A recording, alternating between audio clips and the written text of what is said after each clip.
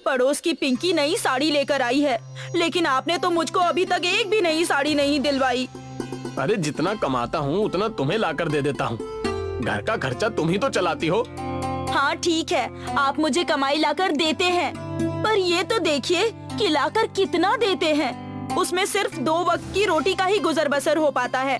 इस झोपड़ी में रहते रहते कितना समय हो गया है, पर वही सूखी रोटी खाने को मिलती है। अरे अब मैं करूँ भी तो क्या करूँ? जितनी कमाई हो सकती है उतना कमा लेता हूँ। ढाबे पर ही तो काम करता हूँ। मालिक जितना देता है उतना तुम्हें लाकर दे देता हूँ। दुनिया कहाँ से कहाँ पहुँच गई, पर आप तो अपनी गुलामी से बाज ही नहीं आते। आपको वही ढाबा मिला है क्या काम करने के लिए? अरे तुम अपने काम से काम रखो। मैं काम कर रहा हूँ ना, खाली तो नहीं बैठा। सीमा की शादी को कुछ समय बीत गया था। रामू उसको सारी खुशियाँ नहीं दे पा रहा था, इसलिए सीमा हमेशा चिड़चिड़ी रहा करती थी।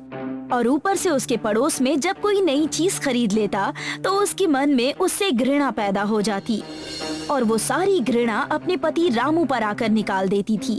एक दिन की बात है, रामू अपने ढाबे पर काम कर रहा था। ए क्या रे, इतनी देर से टेबल नंबर 24 का ग्राहक पुकार रहा है। ध्यान कहाँ रहता रे तेरा? सुनाई नहीं दिया, मैं अपने काम में मशगूल था। आजकल तेरा ध्यान ना जाने कहाँ रहता है। इस तरह से तो बिल्कुल नहीं चलेगा बेटा। मतलब? एक काम कर, तू अपना ना हिसाब कर ले और कहीं और जाकर काम देख ले।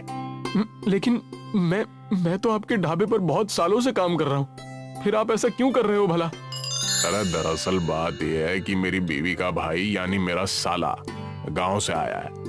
उसको काम धंधा नहीं मिल रहा है, इसलिए वो मेरे काम में हाथ बटाना चाहता है। अब 2-2 कारीगरों को तो मैं रख नहीं सकता, इसलिए तुझे यहाँ से जाना होगा।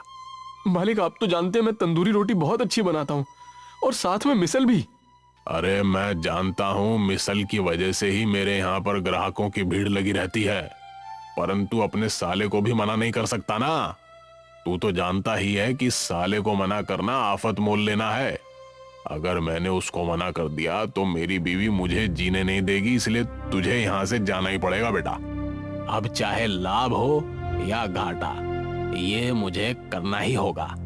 रामू वहाँ से मुंह लटकाकर चला जाता है, लेकिन उसे समझ नहीं आ रहा था कि वो काम करे तो क्या करे। करूं तो क्या करूं? सीमा तो वैसे ही मुझसे लड़ती रहती है। घर के खर्चे के लिए उसके पास पैसे कम पड़ जाते। अब अगर उसे पता चला कि मेरी नौकरी चली गई है तो जाने वो क्या कहेगी। रामू वहाँ से उदास होकर निकल रहा होता है, तभी उसको उसका बहुत पुराना दोस्त अमित मिलता है। अरे अमित, तू यहाँ? हाँ, मेरी नौकरी लग गई है, पर वो इस गांव से दूर है। तू बता, ना उदास होकर कहाँ जा रहा है? इतने समय बाद मिला है, फिर भी ऐसी दशा में। रामू उसको सारी बात बता देता है।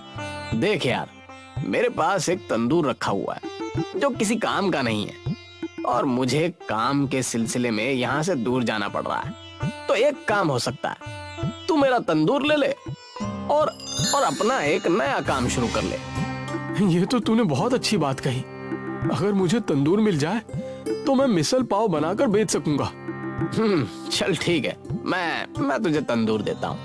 रामू अमित का तंदूर ले आता है और सीमा को सारी बात बताता है। सीमा भी इस बात पर बहुत दुखी होती है कि उसकी नौकरी चली गई, पर अब वो बात समझकर रामू से कहती है, चिंता वाली बात तो है कि आपकी नौकरी चली गई, परंतु अच्छी बात ये है कि हमें तंदूर मिल गया। ये लीजिए, मैंने कुछ पैसे जोड़ रखे थे। अरे अच्छा हुआ तुमने पैसे बचा कर रखे। आज यही पैसे हमारे काम आएंगे। मैं इन पैसों से मिसल बनाने का सामान लेकर आता हूँ। रामू उन पैसों से मिसल का सामान ले आता है, फिर वो मिसल बनाता है और बाजार में अपना एक ठेला लगाता है, परंतु उसका एक भी मिसल पाव नहीं बिकता, जिसकी वजह से वो बेहद निराश हो जाता है। आप चिंता क्यों करते हैं? अभी लोगों को आपके हाथों के हुनर का अंदाजा ही नहीं है ना। जिस दिन वो लोग इसका स्वाद चखेंगे, उन्हें पता चल जाएगा कि आप कितना अच्छा मिसल पाव बनाते हैं। धीरे धीरे रामू के ठेले पर लोग आने लगते हैं और उनको तंदूरी मिसल पाव बेहद पसंद आता है। ये देखकर रामू और सीमा बहुत खुश हो जाते हैं। सीमा, तुमने सही कहा था। मैं अगर उस ढाबे पर रहता तो मैं कभी इतनी तरक्की नहीं कर पाता। और मुझे पता ही नहीं चलता कि मेरे हाथों में भी हुनर है। मैं यूं ही आपसे थोड़ी ही लड़ती थी। मैं चाहती थी कि आप तरक्की करें और देखिए आज हर कोई आपके हाथ की तंदूरी मिसल पाव खा रहा है। मैंने ये काम एक ठेले से शुरू किया था और आज मेरे पास एक पक्की दुकान है और उस पर भी भीड़ लगी रहती है। ये देखकर बहुत खुशी होती है। रामू दिन पर दिन तरक्की किए जा रहा था। एक दिन उसके पास एक ग्राहक आया जो देखने में सेठ लग रहा था। अरे भाई, सुना है तुम मिसल पाव बहुत ही अच्छे बनाते हो। क्या डालते हो उसमें? बस अपना प्यार डालता हूँ, वही सबको पसंद आता है। इस प्यार की हमें भी जरूरत है। मैं समझा नहीं। अरे भाई, अगले हफ्ते मेरी बेटी की शादी है और मैं चाहता हूँ कि तुम अपना तंदूरी मिसल पाव मेरी बेटी की शादी में बनाओ। क्योंकि लड़के वाले बहुत दूर से शादी करने आ रहे हैं और मैं नहीं चाहता कि उन्हें कोई भी शिकायत करने का मौका मिले। मैं भारत के सभी व्यंजनों को चुन चुन कर अपनी बेटी की शादी में रखवाना चाहता हूँ। अरे ये तो बहुत ही अच्छी बात है।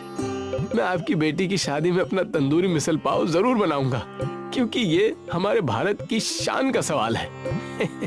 ये मेरे लिए गर्व की बात होगी कि बाहर देश के लोग हमारे देश में खाना खाने आए और हमारे सभी व्यंजनों को पसंद करें।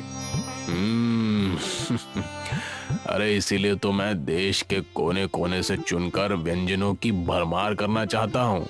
उन्हें अपने भारत के दर्शन कराना चाहता हूँ। आप चिंता ना कीजिए, मैं इसमें आपका पूरा सहयोग करूंगा। रामू सेठ की लड़की की शादी में तंदूरी मिसल पाव बनाता है, जो कि शादी का एक केंद्र बन जाता है। सब उसका तंदूरी मिसल पाव बहुत पसंद करते हैं और तारीफों के पुल बांध देते हैं। अब रामू का व्यापार बहुत दूर दूर तक फैलने लगा था और अब उसकी कई शहरों में दुकान बन गई।